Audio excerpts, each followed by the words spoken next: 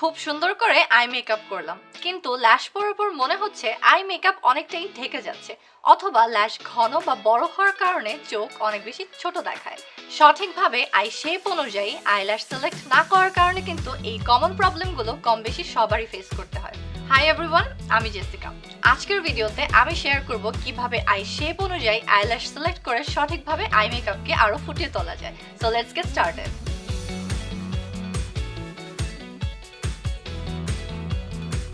মেকআপের খুব ইম্পর্ট্যান্ট একটা পার্ট হচ্ছে আই মেকআপ। সঠিক আই শেপ অনুযায়ী যদি আইল্যাশ না পরা হয় বা ছোটখাটো কিছু মিস্টেকের কারণে কিন্তু পুরো লুকটাই চেঞ্জ হয়ে যেতে পারে।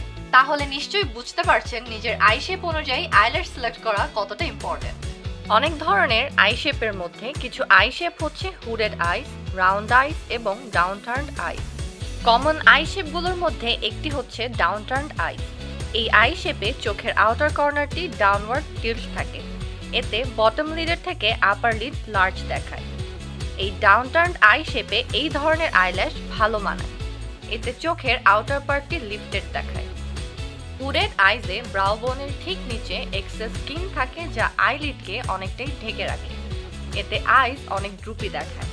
আর তার উপর যদি রং আইল্যাশ অ্যাপ্লাই করা হয় তাহলে কিন্তু হুডেড আইস আরও স্মল দেখাবে।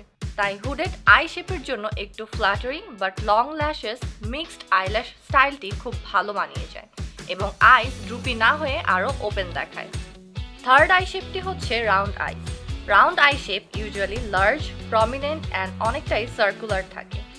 এই ধরনের আই শেপে curly and natural looking lashes পরলে আইস অনেক লিফটেড দেখায়, টপ লিডের রাউন্ড অংশকে আরও এনহ্যান্স করে।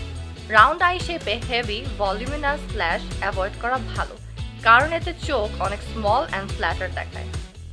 Hope this video was helpful. ভিডিওটি ভালো লেগে থাকলে শেয়ার করতে ভুলবেন না। Also, don't forget to follow us on our social media pages. Till next time, take care.